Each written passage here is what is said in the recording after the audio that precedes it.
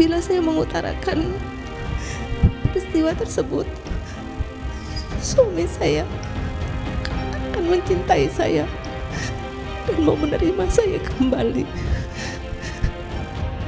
Jangan menangis ya. Lama-lama akhirnya jadi ikut menangis nanti. Masih bisa memberi keterangan. Saya akan berusaha semaksimal mungkin yang Tadi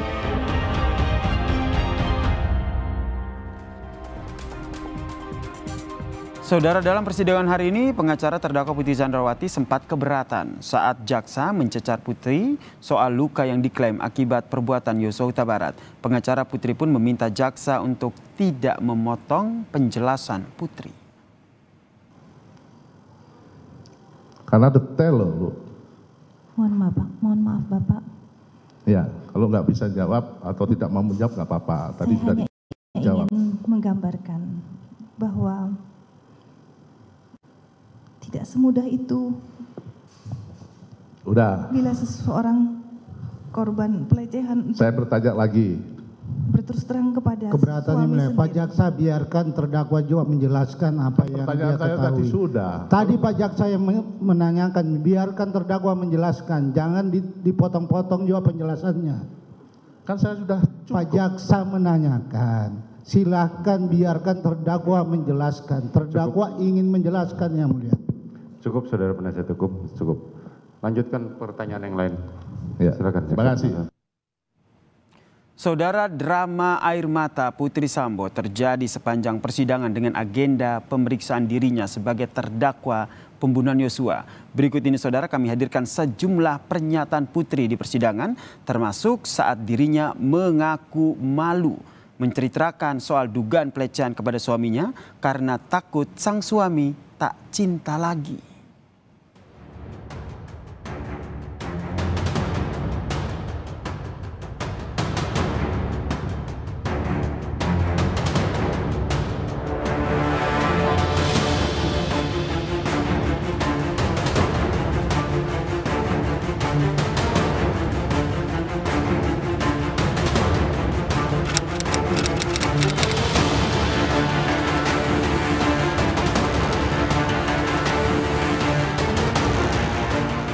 Saya sebenarnya malu karena saya tidak tahu apakah saya bila saya mengutarakan peristiwa tersebut, suami saya akan mencintai saya dan mau menerima saya kembali.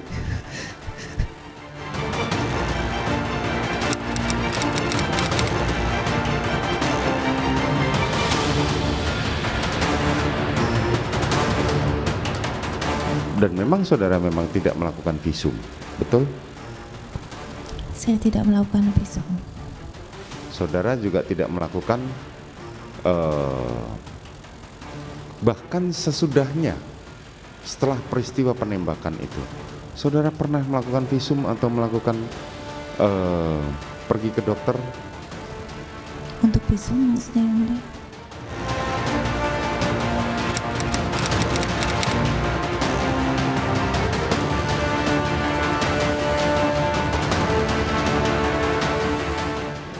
kamu kenapa dijadikan tersangka?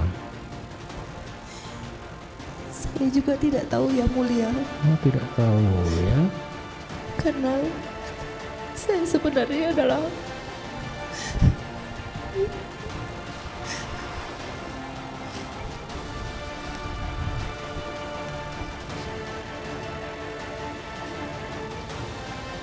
Ya nggak apa-apa, kalau nggak tahu nggak apa-apa ya.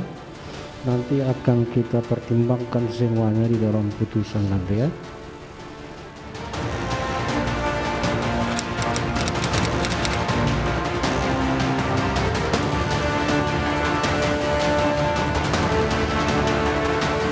Nangis ya.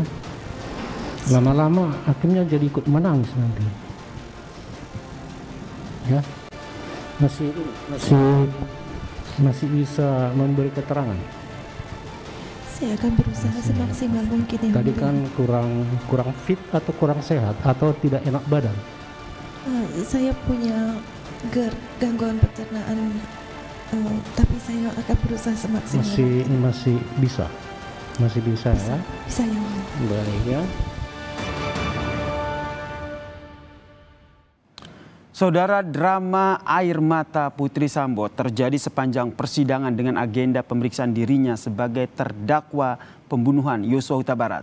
Pertanyaannya, apakah tangis Putri ini bisa memengaruhi tuntutan jaksa bahkan putusan hakim nanti? Kita ulas bersama dengan aktivis perempuan Irma Huta Barat yang telah bergabung bersama kami di Kompas Malam. Selamat malam, Inang. Selamat malam, Mas Yasir, apa kabar? Baik, sehat. Semoga Inang juga sehat ya. Apa yang Anda baca dari tangis Putri Sambo sepanjang persidangan hari ini? Iya, itu adalah tangis tanpa air mata. Satu, tangis nggak pakai hati. Karena si yang nonton itu nggak ikut terharu gitu. Inang ini kan udah lihat sering banyak banget nih saya melihat korban-korban perkosaan ya. Yang benar-benar korban perkosaan.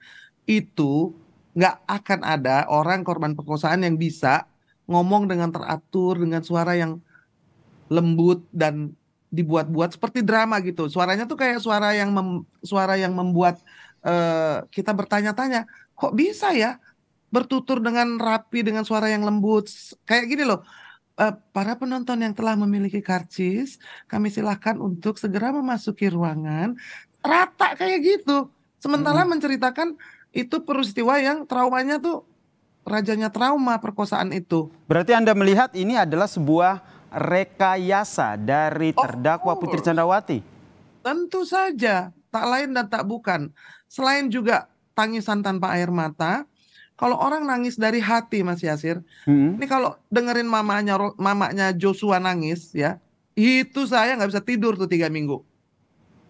Kenapa? Karena datang dari hati yang paling dalam.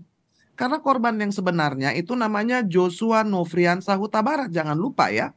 Kalau sekarang ini mau dibalik seolah-olah korbannya adalah Putri Candrawati, maka itu adalah sebuah upaya yang sia-sia kalau menurut saya. Kita ini seolah-olah dibikin lupa, dia korban, dia trauma, dia depresi. Tentu saja tidak. Kenapa? Karena tidak ada ciri-ciri orang trauma dan depresi padanya. Tangisannya saja tidak bisa menggerakkan hati perempuan-perempuan yang menontonnya.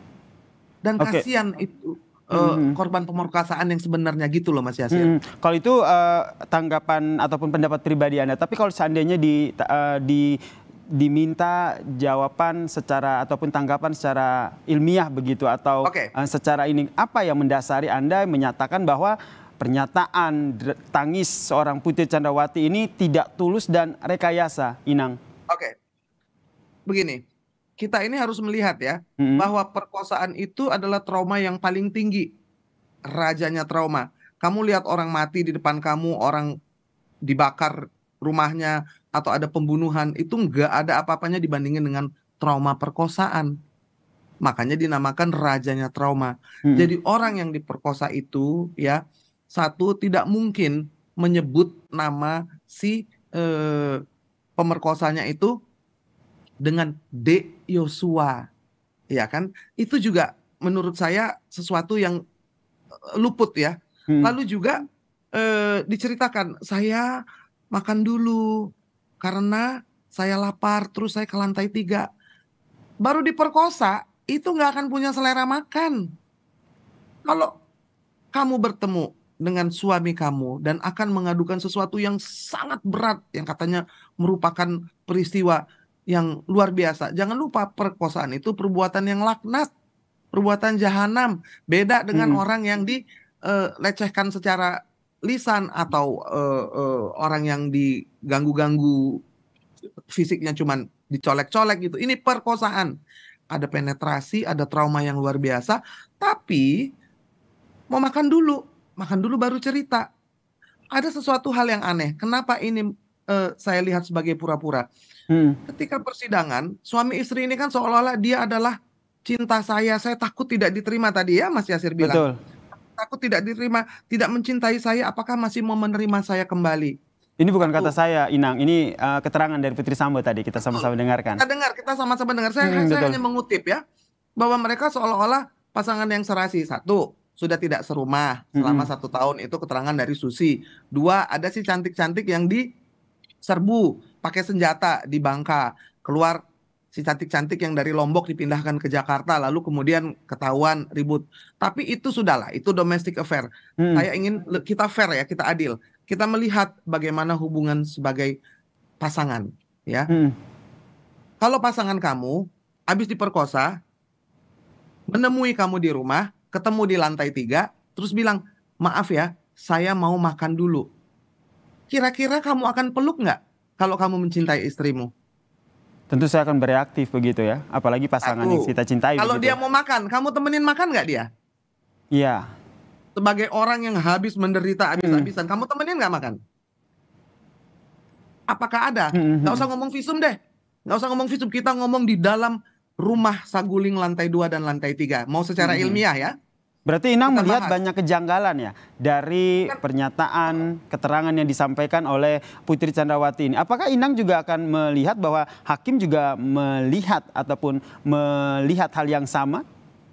Karena begini, kalau saya lihat hakim itu kan juga bukan orang bodoh. Yang nanya kan itu Hakim Morgan Simanjuntak ya, yang bilang coba jangan nangis, nanti kita juga ikut nangis gitu ya.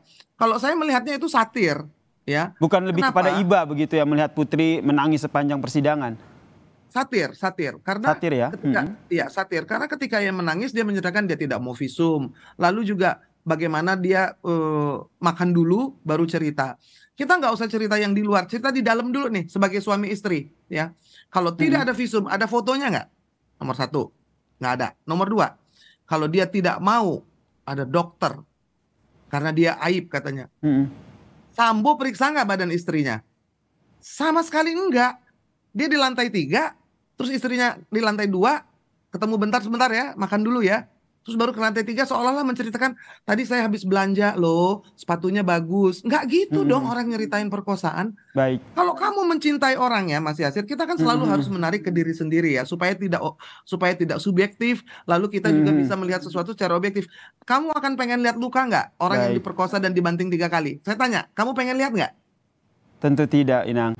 Berarti kita berharap ya nanti apa yang disampaikan oleh kejanggalan yang menurut Inang tadi disampaikan oleh Putri Chandrawati ini juga akan berdampak ataupun juga menjadi apa yang dilihat oleh hakim dalam memutus dan juga jaksa penuntut umum dalam membuat tuntutan ya Inang ya. Terima kasih. Karena kalau sama-sama kalau tidak ada visum setidaknya ada foto ya kan, betul, yang lebam-lebam, yang bekas dibanting gitu loh. Thank you Mas Yasir. Terima kasih Mbak Irma Huta Barat, aktivis perempuan telah bergabung bersama kami di Kompas Malam. Salam sehat Inang. Salam sehat, thank you. Dan saudara, selepas jeda kami masih punya informasi yang kami hadirkan dalam Kompas Malam saudara. Di antaranya soal selama 6 jam warga Buton, Sulawesi Tenggara terombang-ambing di Laut Lepas di perairan Wakatobi setelah kapalnya tenggelam diterjang ombak besar.